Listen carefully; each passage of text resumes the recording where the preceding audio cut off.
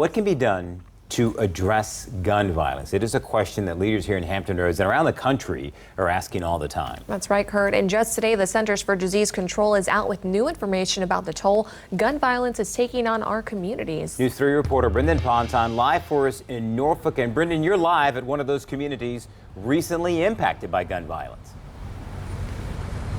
Yes, we're right off Virginia Beach Boulevard and Tidewater Drive, where a woman was shot and killed in this area last week. And today, family and friends gathered for her funeral. Now, Delisha Taylor is one of 20 people so far this year in Norfolk to lose their lives due to gun violence. And to get a better understanding of what's going on, the Centers for Disease Control is out with new numbers on the toll gun violence is taking on America. They found between 2019 and 2020, about 5,000 more people were shot year to year, a 35% increase in the homicide rate. The 2020 homicide rate was the highest in America in more than 25 years. They say the reasons for the increases are complex, and the pandemic may have led to mental health struggles for people that contributed to the uptick.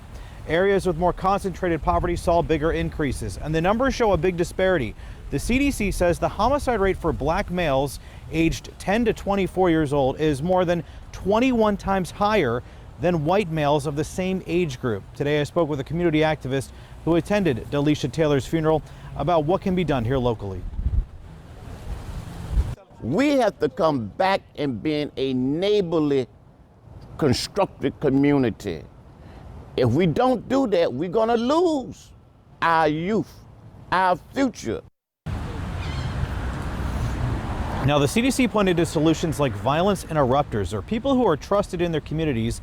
They go into the communities and diffuse arguments before they lead to violence. They also say revitalizing vacant properties can help, and say things like mentoring and providing mental health services are also some solutions. So coming up on News 3 at 5, we're taking a look here at some of the numbers in Hampton Roads and what's being talked about to address the gun violence problem here in this area. Live in Norfolk, Brendan Ponton, News 3.